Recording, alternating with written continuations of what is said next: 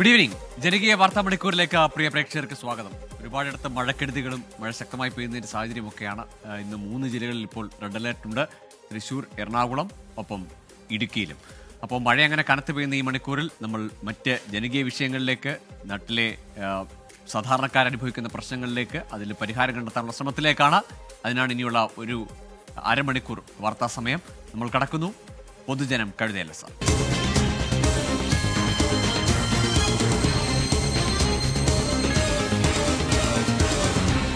പൊതുജനം കഴുതയല്ല സാർ.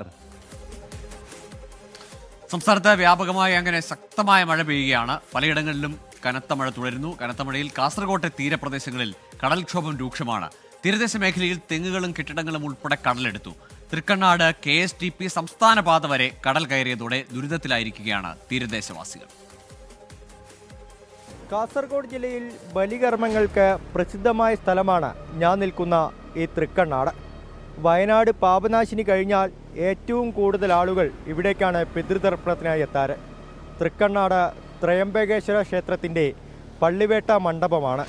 ആ മണ്ഡപത്തിൻ്റെ പകുതിയോളം ഭാഗം കടലെടുത്തു പോയി. ഇനി എപ്പോൾ വേണമെങ്കിലും ഈ കടൽ ആഞ്ഞടിക്കുന്നതോടുകൂടി ഈ മണ്ഡപവും താഴേക്ക് പതിക്കും.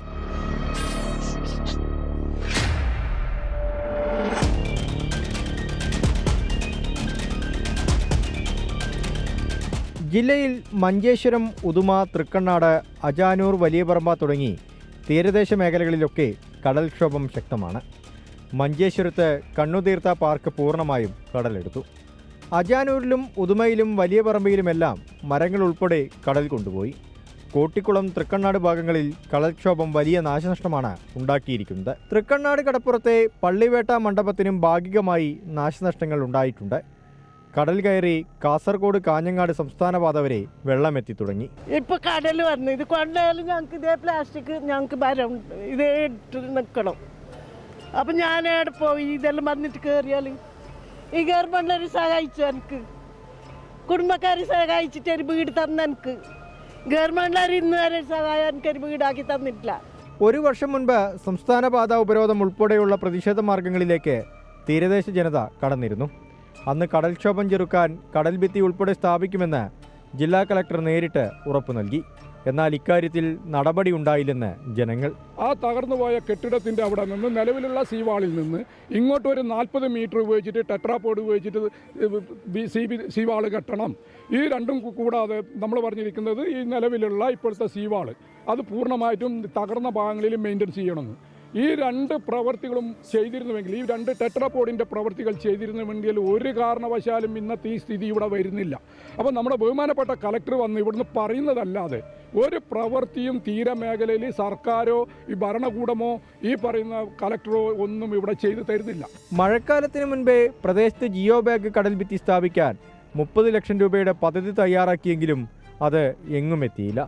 സംസ്ഥാന പാതയുടെ പടിഞ്ഞാറ് വശത്ത് ബേക്കൽ മുതൽ ഓവുചാൽ നിർമ്മിക്കണമെന്നും തൃക്കണ്ണാട് കടപ്പുറത്ത് 65 മീറ്റർ നീളത്തിൽ കരിങ്കൽ ഭിത്തി നിർമ്മിക്കണമെന്നുമാണ് നാട്ടുകാരുടെ ആവശ്യം. ജില്ലാ കളക്ടറുടെ ഉറപ്പിനെ തുടർന്ന് പ്രതിഷേധങ്ങൾക്ക് അയവ് വന്നെങ്കിലും തുടർ നടപടിയില്ലെങ്കിൽ റോഡ് ഉപരോധം ഉൾപ്പെടെയുള്ളവയിലേക്ക് കടക്കാനാണ് തീരദേശ ജനതയുടെ തീരുമാനം. ബലിതർപ്പണവും സംസ്ഥാന പാതയും മാത്രമല്ല, തൃക്കണ്ണാട്ടെ തീരദേശ ജനതയുടെ 100ഓളം വീടുകൾ എനിക്ക് പുറകിലായുണ്ട്. 20 വർഷത്തെ ഇവരുടെ ആവശ്യമായ ഹാർബർ നിർമ്മാണവും ശക്തമായ കടൽ ഭിത്തി നിർമ്മാണവും പൂർത്തീകരിക്കാൻ സാധിച്ചാൽ ഇവരുടെ പകുതി പ്രശ്നങ്ങൾക്ക് അവസാനമാകും. അരുൺ പാറക്കൽ, 24 കാസർഗോഡ്. പൊതുജനം കഴുതയല്ല സാർ. കടൽക്ഷോഭം തടയാൻ കടൽ ഭിത്തി ഉൾപ്പെടെ നിർമ്മിക്കുമെന്ന് ജില്ലാ ഭരണകൂടം ഉറപ്പു നൽകിയെങ്കിലും അതെങ്ങും എത്തിയില്ല. വാഗ്ദാനങ്ങളുടെ കടലാസിൽ ഒതുങ്ങുമ്പോൾ തീരദേശവാസികളുടെ ദുരിതം ഇരട്ടിയാവുകയാണ്. കൂടുതൽ പ്രതികരണങ്ങളിലേക്ക്. 5-6 വർഷം മുമ്പ് എടുത്ത് ഹാർബറിന് വേണ്ടി സർവേ എടുത്തിരുന്നു. എന്നിട്ട് അന്ന് സർവേ എടുത്ത് കഴിഞ്ഞത്. ഇപ്പം മന്ത്രി പറയുന്നത് ഇവിടെ ഹാർബർ കെട്ടാൻ പറ്റില്ല, അജാനൂർ ഹാർബർ എഴുതുകൊണ്ട് ഇവിടെ കെട്ടാൻ പറ്റില്ല. എന്ത് വാക്ക്? 10-20 വർഷങ്ങൾക്ക് മുമ്പേ പറഞ്ഞുകൊണ്ടിരുന്നാണ് ഇവിടെ ഹാർബർ പാസ്സായി, ഇപ്പോൾ പാസ്സാവും, നാളെ പാസ്സാവും. അങ്ങനെ 20 വർഷമായി ഇത് ഇങ്ങനെ കളിക്കും. കടലും കൊണ്ട് കയറിക്കൊണ്ടും വരുന്നുണ്ട്, ആൾക്കാർ ഒഴിഞ്ഞൊഴിഞ്ഞ് പോകുന്നുമുണ്ട്. എത്ര കൊല്ലം ഞങ്ങൾ ശ്രമിക്കുന്നത്. ഞങ്ങൾ ആൾ മരിച്ചുകൊണ്ട് പോകുന്നുമുണ്ട് കടൽ പിടിച്ചിട്ട്. അപ്പോൾ ഞങ്ങൾക്ക് ഹാർബർ കിട്ടിയിട്ടേ തീരണം. നമ്മൾ 3-4 മാസം കൊണ്ട് പറയുന്നതാ ഈ കടലിൻ്റെ അവസ്ഥ എങ്ങനെയാണെന്ന്. ഒരു ഉദ്യോഗസ്ഥന്മാർ ഇവിടെ തിരിഞ്ഞു നോക്കാൻ നിന്നില്ല. ഇപ്പോൾ 2 ദിവസം മുമ്പ് MP വന്നിരുന്നു, വാഗ്ദാനം തന്നു പോയി.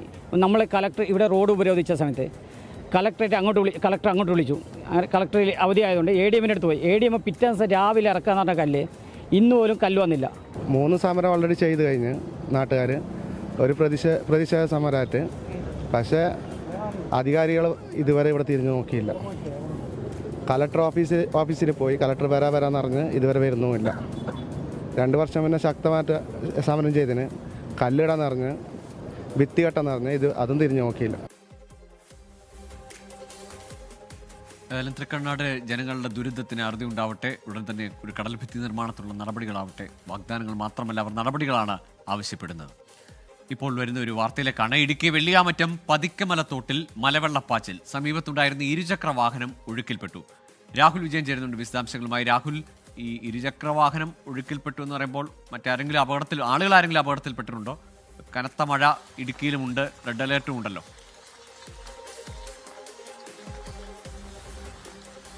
ഗോകുൽ, ആർക്കും അപകടമില്ല, ആർക്കും പരിക്കില്ല എന്നുള്ളതാണ് നമുക്ക് മനസ്സിലാക്കാൻ കഴിയുന്നത്. വെള്ളിയാമറ്റം പതുക്കമലയിൽ ഇന്ന് വൈകിട്ടോട് കൂടിയാണ് ഈ മലവെള്ളപ്പാച്ചിൽ എത്തിയത്. അതിശക്തമായ മഴയായിരുന്നു. ഈ വനത്തിനുള്ളിലൊക്കെ ശക്തമായ മഴ പെയ്തിരുന്നു. അതേ തുടർന്നാണ് ഈ മലവെള്ളപ്പാച്ചിൽ അപ്രതീക്ഷിതമായി എത്തിയത് എന്നുള്ളതാണ് നാട്ടുകാർ പറയുന്നത്. ഈ സൈഡിൽ നിർത്തിവെച്ചിരുന്ന ബൈക്കാണ്, അതാണ് ഈ ഒഴുക്കിക്കൊണ്ട് പോവുകയും ചെയ്തത് എന്നുള്ളത് വ്യക്തമാവുകയും ചെയ്തിട്ടുണ്ട്. അതിന്റെ ദൃശ്യങ്ങളാണ് നമ്മളിപ്പോൾ കാണുകയും ചെയ്തിട്ടുള്ളത്. സമാനമായ രീതിയിൽ വീണ്ടും ജലനിരപ്പ് ഇതുപോലെ തന്നെ ശക്തമായ മലവെള്ളപ്പാച്ചിൽ ഉണ്ടാകാനുള്ള സാധ്യത മുന്നിൽ കണ്ടുകൊണ്ട് കൃത്യമായ ജാഗ്രത പാലിക്കണമെന്നുള്ള അറിയിപ്പ് കൂടി ആ പ്രദേശത്ത് നൽകുകയും ചെയ്തിട്ടുണ്ട്. മറ്റൊരു പ്രധാനപ്പെട്ട കാര്യം, ജില്ലയിൽ ശക്തമായ മഴ തുടരുകയാണ്. റെഡ് അലർട്ട് പ്രഖ്യാപിച്ചിട്ടുണ്ട്. ഇതിന്റെ പശ്ചാത്തലത്തിൽ ചില നിയന്ത്രണങ്ങൾ കൂടി ജില്ലാ ഭരണകൂടം ഏർപ്പെടുത്തി എന്നുള്ളതാണ് ഈ ഘട്ടത്തിൽ പറയേണ്ടത്.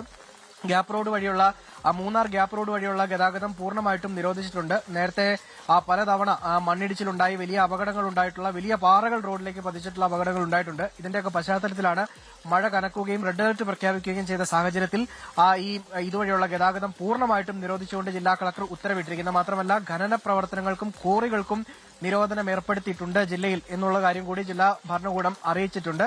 അതുകൂടി കണക്കിലെടുത്തുകൊണ്ട് വേണം ബാക്കി നടപടികൾ മുന്നോട്ട് പോകാൻ. മാത്രമല്ല, രാത്രി യാത്ര ഉൾപ്പെടെ കൃത്യമായ ജാഗ്രതയോടുകൂടി മാത്രം നടത്തുക. അടിമാലി, വാളറ, നേര്യമംഗലം ഈ മേഖലകളിൽ വലിയ അപകടം പതിയിരിക്കുന്നുണ്ട്. അതുകൊണ്ട് തന്നെ സൂക്ഷിച്ചു മാത്രം ഇതുവഴി രാത്രികാലങ്ങളിൽ യാത്ര ചെയ്യുക.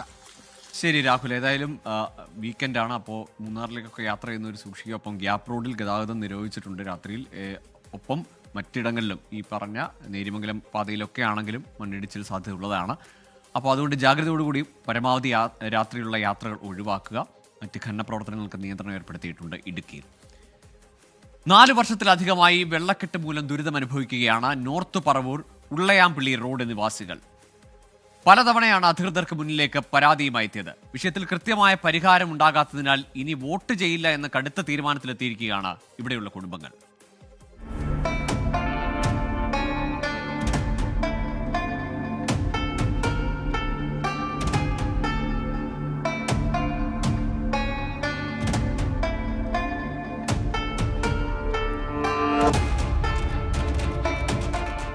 വെള്ളക്കെട്ട് മൂലം കാൽനട പോലും പറ്റാത്ത അവസ്ഥ.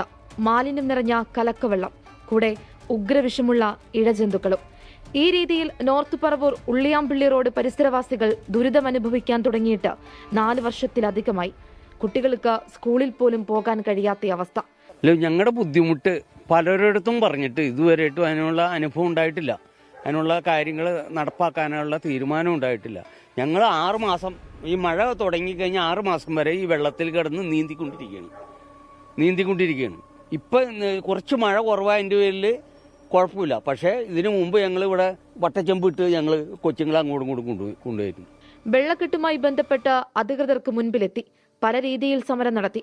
വെള്ളക്കെട്ട് തടയുന്നതിനായി ഉണ്ടായിരുന്ന ചെറിയ തോട് സ്വകാര്യ വ്യക്തിയുടെ സ്ഥലത്ത് മതിൽ കെട്ടിയടച്ചുവെന്ന് പ്രദേശവാസികൾ പറയുന്നു. എന്നാൽ തങ്ങളുടെ പറമ്പിൽ അത്തരമൊരു തോട് ഇല്ലെന്നാണ് ഇവരുടെ വാദം. അങ്ങനെ കേസ് ഹൈക്കോടതി വരെ എത്തി. എന്നാൽ ഇതിനിടയിൽ റോഡ് ഉയർത്തുന്നതുമായി ബന്ധപ്പെട്ട് വി.ഡി. സതീശൻ തന്റെ MLA ഫണ്ടിൽ നിന്ന് 39 ലക്ഷം അനുവദിച്ചു. പക്ഷേ റോഡിന്റെ പണി തുടങ്ങിയിട്ടില്ല എന്ന് മാത്രം. 6 മാസം മുമ്പ് ഇത് റോഡ് ഇവിടെ ഒരു ഒരടിയെങ്കിലും പൊങ്ങുന്നു പറഞ്ഞത്. റോഡ് പൊങ്ങിയിരുന്നെങ്കിൽ ഈ വീട്ടിലെ എല്ലാ കുട്ടികളും സ്കൂളിൽ പോകുന്നത് ഓട്ടോറിക്ഷയ്ക്കൊക്കെയാണ്. ഞങ്ങൾ ഒരുപാട് പരാതികൾ പറഞ്ഞിട്ട് ഒരു പ്രയോജനം ഇല്ലാന്ന് തോന്നിയതുകൊണ്ടാണ് ഞങ്ങളിപ്പോൾ ഇലക്ഷൻ വരുമ്പോൾ ആളുകൾ ഇങ്ങോട്ട് വരണ്ട, ഞങ്ങളൊരു 22ഓളം വീട്ടുകാർ, ഒരു 50-60ഓളം വോട്ടുകളുണ്ട്, ഞങ്ങൾ ആർക്കും വോട്ട് ചെയ്യുന്നില്ല, ഞങ്ങൾ ബഹിഷ്കരിക്കാൻ തീരുമാനിക്കുകയാണ്. കുട്ടികൾ ചെറിയ കുട്ടികളാണ്, അത് ട്യൂഷന് പോകുമ്പോൾ ഈ വെള്ളം നീന്തിയാണ് പോകുന്നത്. അപ്പോൾ ഒരു ദിവസം അങ്ങനെ പോകുമ്പോൾ പാമ്പ് പോണത് കണ്ടതിന് ശേഷം കൊച്ചിന് പേടിയാണ് പോവാനായിട്ട്.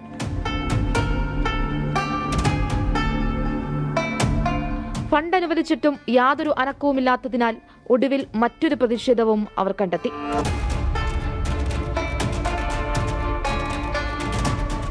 കാലങ്ങളായി നിലനിൽക്കുന്ന പ്രശ്നത്തിന് ഉടൻ പരിഹാരമുണ്ടാകണമെന്നാണ് ഇവരുടെ ആവശ്യം. ഒരു പ്രദേശത്തെ മുഴുവൻ ആളുകളും ഒരുമിച്ച് വോട്ട് ബഹിഷ്കരിക്കുന്നു. അതിന്റെ പിന്നിൽ 4 വർഷത്തിലധികമായി അവർ അനുഭവിക്കുന്ന വലിയൊരു ദുരിതവും. ഇനി അവർ ആ ദുരിതം മാറ്റാൻ വേണ്ടിയിട്ട് കയറി ഇറങ്ങാൻ വേണ്ടിയിട്ട് ഒരിടവും ബാക്കിയില്ല. വെള്ളക്കെട്ടില്ലാതെ ഒരു ദിവസമെങ്കിലും പുറത്തിറങ്ങാൻ കഴിയണം. അതാണ് ഇവർ പറയുന്നത്. കൊച്ചിയിൽ നിന്നും ക്യാമറമാൻ അനന്തുവിനൊപ്പം ആൻമരിയ സനി, 24. പൊതുജനം കഴുതയല്ല സാർ. അവസാന ആയുധം എന്ന നിലയിലാണ് വോട്ട് ബഹിഷ്കരണമെന്ന് അവർ പ്രഖ്യാപിക്കുന്നത്. ഇനിയെങ്കിലും ഇടപെടൽ ഉണ്ടാകട്ടെ. കനത്ത മഴയിൽ കൊച്ചി നഗരത്തിൽ പലയിടത്തും വെള്ളക്കെട്ടുണ്ട്. കലൂർ സ്റ്റേഡിയം ലിങ്ക് റോഡിൽ വെള്ളക്കെട്ട് രൂക്ഷമാണ്. കലൂർ സ്റ്റേഡിയം ലിങ്ക് റോഡിൽ നിന്ന് സൂര്യശ്രീ തയ്യാറാക്കിയ റിപ്പോർട്ടിലേക്കാണ് ഇനി. എറണാകുളം ജില്ലയിൽ മഴ അങ്ങനെ തിമിർത്ത് പെയ്യുകയാണ്. ഇന്നലെ അർദ്ധരാത്രി മുതൽ തന്നെ ജില്ലയിൽ അതിശക്തമായ കാറ്റും മഴയും ഒക്കെ തന്നെ ഉണ്ടായിരുന്നു. രാവിലെ മുതൽ തന്നെ വലിയ നഗരങ്ങളിലെമ്പാടും തന്നെ പല പ്രദേശങ്ങളിലും വെള്ളക്കെട്ടുണ്ടായിരുന്നു. ഇന്ന് ഉച്ചയ്ക്ക് മഴ അതിശക്തി പ്രാപിച്ചു. ഞാനിപ്പോൾ നിൽക്കുന്നത് കലൂർ സ്റ്റേഡിയം ലിങ്ക് റോഡിലാണ്. ഇവിടെയാണ് ഇത്തരത്തിൽ അതിശക്തമായ മഴയിൽ വലിയ രീതിയിലുള്ളൊരു വെള്ളക്കെട്ടാണ് ഉണ്ടാകുന്നത്. വാഹനങ്ങൾ പോകുന്നതിനടക്കം തന്നെ വലിയ രീതിയിലുള്ളൊരു തടസ്സം നേരിട്ടു. ഉച്ചയ്ക്കൊക്കെ തന്നെ ഇതുവഴി പോകുന്ന വാഹനങ്ങളിൽ വലിയ രീതിയിലുള്ളൊരു തടസ്സമാണ് നേരിട്ടിരുന്നത്. ഇത്തരത്തിൽ നഗരത്തിലെമ്പാടും പല പ്രദേശങ്ങളും വലിയ രീതിയിലുള്ള വെള്ളക്കെട്ടിയ അതിശക്തമായ മഴയിൽ തന്നെ ഉണ്ടായിട്ടുണ്ട്. കലൂർ, കടവന്ത്ര, അതുപോലെ തന്നെ എറണാകുളം നോർത്ത് പോലുള്ള സ്ഥലങ്ങളിൽ നിരവധി വീടുകളിലേക്കൊക്കെ ഇത്തരത്തിൽ വെള്ളക്കെട്ടുണ്ടായി. വീടുകളിലേക്ക് വെള്ളം കയറുന്ന ഒരു സ്ഥിതിയുണ്ട്. എറണാകുളം ജില്ലയുടെ മലയോര പ്രദേശങ്ങളിലും ഇന്നലെ അർദ്ധരാത്രി തുടങ്ങിയ മഴ തോരാതെ തന്നെ നിലനിൽക്കുകയാണ്. മഴ ഇതുവരെയും ശമിച്ചിട്ടില്ല. മലയോര മേഖലകളിലേക്ക് രാത്രി യാത്രാ നിരോധനം ജില്ലാ ഭരണകൂടം പുറപ്പെടുവിച്ചിട്ടുണ്ട്. കാരണം ഇത്തരത്തിൽ മലയോര പ്രദേശങ്ങളിൽ മണ്ണിടിച്ചിലിനും അതുപോലെ തന്നെ ഉരുൾപൊട്ടലിനും സാധ്യതയുണ്ട്. നദീതീരങ്ങളിൽ ജലനിരപ്പ് ഉയരാനുള്ള സാധ്യതയൊക്കെ തന്നെ കണക്കിലെടുത്തുകൊണ്ട് രാത്രി യാത്രാ നിരോധനം മലയോര മേഖലകളിലേക്ക് നിരോധിച്ചിട്ടുണ്ട്. നിലവിൽ നഗരത്തിലെമ്പാടും പല സ്ഥലങ്ങളിലും വലിയ രീതിയിലുള്ള വെള്ളക്കെട്ടുണ്ട്. അങ്കമാലി, ആലുവ എന്നീ പ്രദേശങ്ങളിൽ നിരവധി കടകളിലേക്കും വീടുകളിലേക്കും ഒക്കെ തന്നെ വെള്ളം കയറുന്ന ഒരു സ്ഥിതി ഉണ്ടായിട്ടുണ്ട്.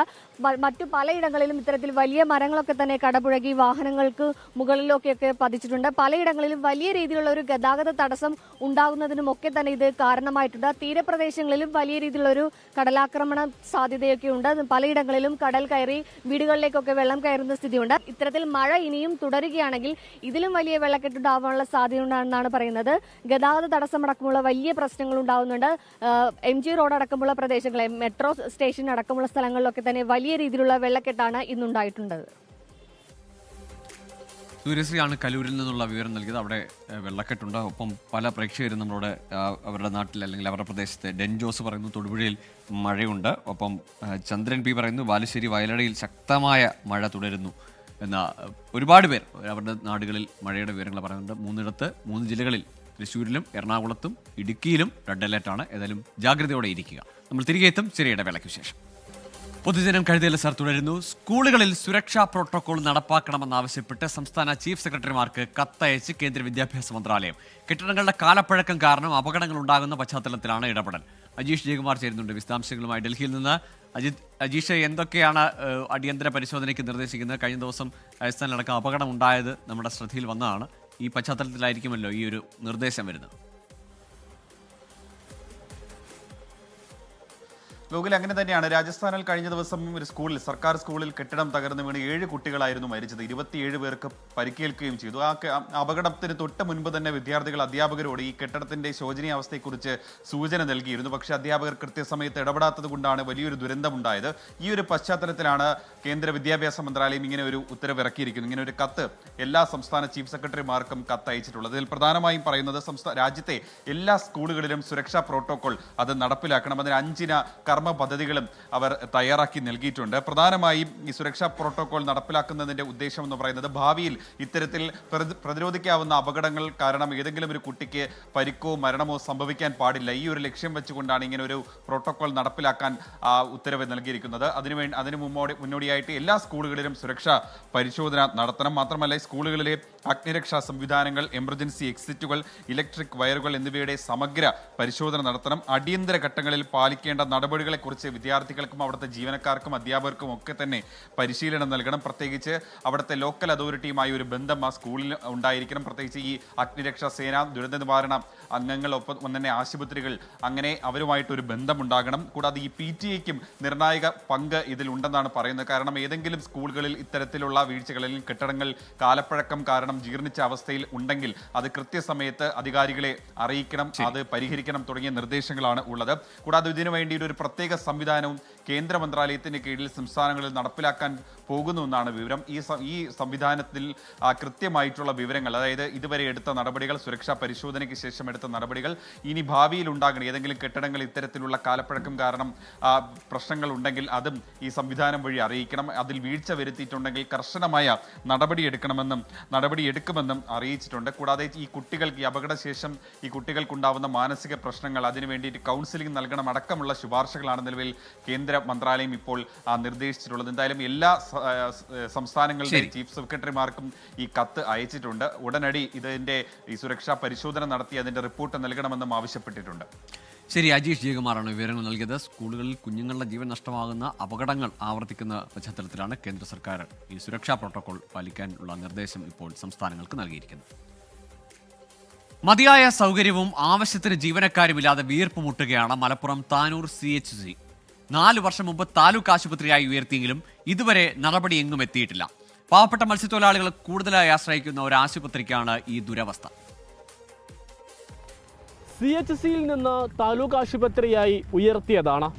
അതിന് പൊതുജനത്തിന് നന്ദിയുണ്ട്.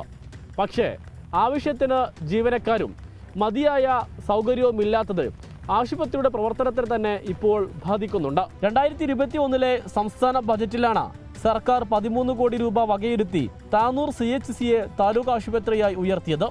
ഇതിനായി 1 വർഷം മുൻപ് 2 കെട്ടിടങ്ങളും നിർമ്മിച്ചു. താലൂക്ക് ആശുപത്രിയിലേക്ക് വേണ്ട ഉപകരണങ്ങൾ എത്താതായതോടെ പുതിയ കെട്ടിടങ്ങളിലേക്ക് ഇതുവരെ മാറാൻ കഴിഞ്ഞിട്ടില്ല. താലൂക്ക് ആശുപത്രിക്ക് വേണ്ടി പഴയ കെട്ടിടങ്ങൾ പൊളിച്ചപ്പോൾ ഇവിടുത്തെ കിടത്തി ചികിത്സയും മുടങ്ങി.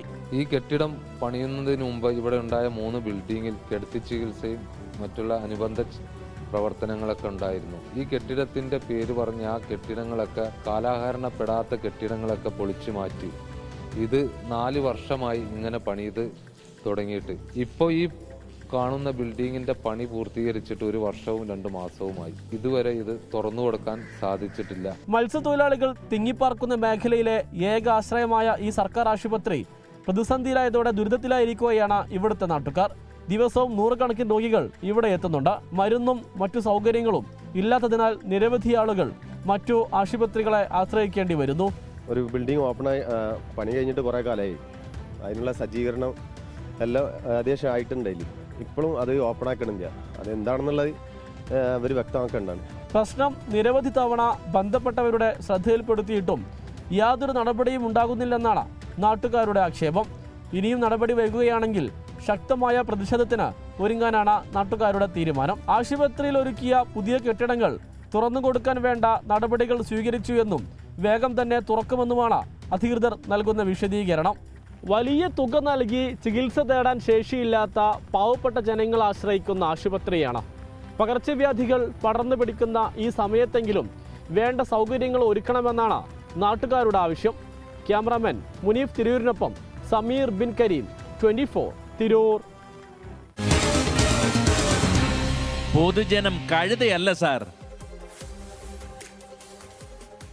പേരുകൊണ്ട് മാത്രമേ ആശുപത്രി ഉയരുന്നുള്ളൂ. ആശുപത്രി താലൂക്ക് ആശുപത്രിയായി ഉയർത്തിയുള്ള പ്രഖ്യാപനം വന്നതോടെ പല കെട്ടിടങ്ങളും അവിടുത്തെ ഇത് പൊളിച്ചു നീക്കി. ഇതോടെ കിടത്തി ചികിത്സ ഉൾപ്പെടെ മുടങ്ങിയിരിക്കുകയാണ്. ദിവസേന 100 കണക്കിന് പേരെത്തുന്ന ആശുപത്രിക്കാണ് ഈ ദുര്യോഗം. അവിടെ എത്തുന്ന രോഗികളുടെ കൂടുതൽ പ്രതികരണങ്ങൾ. കിടത്തി ചികിത്സ പോയിട്ട് ഒരു ഇഞ്ചക്ഷൻ ചെയ്യാൻ പോലും അല്ലെങ്കിൽ ഒരു ഗ്ലൂക്കോസ് ചെയ്യാൻ പോലും മതിയായ സൗകര്യങ്ങൾ ഇപ്പോൾ നിലവിലുള്ള ഒരു കെട്ടിടത്തിലില്ല. അപ്പോൾ എത്രയും പെട്ടെന്ന് തന്നെ ഈ കെട്ടിടം ഈ ജനങ്ങൾക്ക് ഉപകാരപ്പെടുന്ന രീതിയിൽ തുറന്നു കൊടുക്കണമെന്നാണ് ഇവിടെ നാട്ടുകാരുടെ ആവശ്യം. തീരദേശത്തൊക്കെ നല്ല കാറ്റുള്ള പ്രദേശമാണ്. കാറ്റടിച്ച സീറ്റ് പാടി പോകുന്ന രീതിയിലാണ് അത് പ്രയോജനമില്ലാത്ത രൂപത്തിൽ നിർമ്മാണം നടന്നിട്ടുള്ളത്. ഇപ്പോൾ ഈ ബിൽഡിംഗ് നിർമ്മാണം പൂർത്തിയായി, ഏകദേശം താഴെത്തട്ട് നിർമ്മാണം പൂർത്തിയായി കഴിഞ്ഞു. പൂർത്തിയായ അവസ്ഥയിൽ ഇവിടുത്തെ സൗകര്യങ്ങൾ മനസ്സിലാക്കിക്കൊണ്ട് ഇത് എത്രയും പെട്ടെന്ന് ഉദ്ഘാടനം ചെയ്തിട്ടില്ല എങ്കിലും എത്രയും പെട്ടെന്ന് OPനുള്ള സംവിധാനത്തിൽ തുറന്നു കൊടുക്കണമെന്നാണ് ഞങ്ങൾക്ക് ആവശ്യപ്പെടാനുള്ളത്. ഈ ഹോസ്പിറ്റലിൽ തന്നെ ഏകദേശം ഒരു ഉച്ചയാകുമ്പോഴത്തേനും ഒരു 800-900 ആളുകൾ കാണിക്കാൻ വരുന്നു. ഈ 900 ആളുകൾ പല രോഗങ്ങളുള്ള ആളാണ്. കുറേ അടുത്ത് നിൽക്കണം. നിങ്ങൾ തന്നെ കണ്ടാലും നോക്കാം, അടുത്തടുത്ത് മുട്ടിയാണ് നിൽക്കണേ. അവർക്കൊന്ന് സ്വസ്ഥയിലും ഇതിലെല്ലാം നിൽക്കാൻ പറ്റിയ ഹോസ്പിറ്റൽ അതിനുള്ളിൽ ഉണ്ടാക്കി വെച്ചിട്ട് അതെന്തുകൊണ്ട് തുറക്കാത്തത്? അപ്പോൾ ഇവിടുത്തെ ജനങ്ങൾ ഭയങ്കര ദുരിതത്തിലാണ് ഉള്ളത്. കാരണം ഒരുപാട് സ്ഥലങ്ങളിൽ നിന്നും ഒരുപാട് രോഗികൾ ആശ്രയമുള്ളവരാണ്. ഏക ഹോസ്പിറ്റലാണ് താന്നൂർ ഹോസ്പിറ്റലാണ് ഉള്ളത്. ഇതിൻ്റെ വിജയമാണ് ഇപ്പോൾ നമുക്ക് എല്ലാവർക്കും ആവശ്യമുള്ളത്. അപ്പോൾ ഒരുപാട് ശോചനീയാവസ്ഥയിലൊക്കെ ഇപ്പോൾ കണ്ടില്ല, ഈ മണ്ണൊക്കെ എത്ര ദിവസമാണ് കിടക്കലൊടിഞ്ഞിട്ട് ഇതുപോലെ ക്ലീനാക്കി എവിടേക്കൊന്നും ചെയ്തിട്ടില്ല. അപ്പോൾ അങ്ങനത്തെ ഒരു അവസ്ഥ ഉള്ളതിപ്പോൾ. പേരുപോലെ ഏതായാലും ആശുപത്രിയുടെ അടിസ്ഥാന സൗകര്യങ്ങളും മെച്ചപ്പെടട്ടെ, ഉയരട്ടെ. ഇനി ഇടുക്കിയിൽ നിന്ന് വരുന്ന അപ്ഡേറ്റ്സിലേക്കാണ്. മഴയുമായി ബന്ധപ്പെട്ട് കുറേ വിവരങ്ങൾ വരുന്നുണ്ട്. മൂന്നാറിൽ വഴിയോര കടകളുടെ മുകളിലേക്ക് മണ്ണിടിഞ്ഞ് വീണിരിക്കുന്നു. 4 കടകൾ തകർന്നു, ആർക്കും പരിക്കില്ല. രാഹുൽ വിജയനുണ്ട് വിശദാംശങ്ങളുമായി. രാഹുൽ, നമ്മൾ അല്പം മുമ്പ് ഈ ഗ്യാപ് റോഡിലെ കാര്യം, ഒപ്പം നേര്യമംഗലം പാതയിലെ പ്രശ്നങ്ങളൊക്കെ സാധ്യതയൊക്കെ പറഞ്ഞതാണ്. അവിടെയൊക്കെ മണ്ണിടിച്ചിലുണ്ട് എന്ന വിവരം കൂടി വരുന്നുണ്ട്. എന്താണ് ഇടുക്കിയിലെ നിലവിലത്തെ ഒരു മഴയുടെ സാഹചര്യം? എത്രത്തോളം ജാഗ്രത പുലർത്തണം? പ്രത്യേകിച്ച് അങ്ങോട്ടൊക്കെ യാത്ര ഈ ഘട്ടത്തിൽ അത്ര സുരക്ഷിതമാണോ?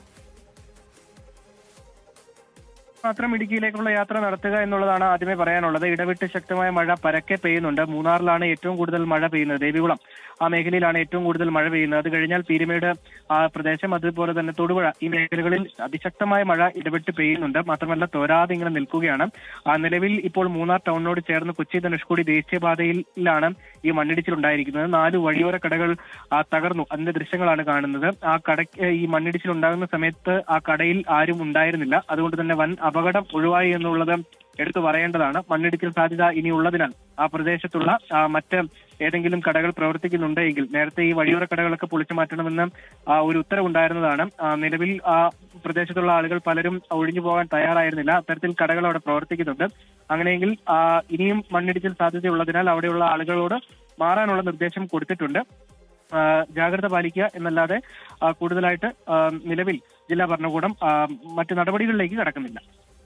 ശരി, ഏതായാലും ഇടുക്കിയിലേക്കുള്ള യാത്രകൾ ഈ ദിവസങ്ങളിൽ അത് കരുതലോടെ വേണം. പ്രത്യേകിച്ച് അത് ഒഴിവാക്കുന്നതാണ് നല്ലതെന്ന നിർദ്ദേശം തന്നെയാണ് വരുന്നത്. കാരണം മൂന്നാറിലടക്കം ഇപ്പോൾ മണ്ണിടിച്ചിട്ടുണ്ടായപ്പം നേര്യമംഗലം പാതയിലും അവിടെയും മണ്ണിടിച്ചിട്ടുണ്ടാകുന്നു.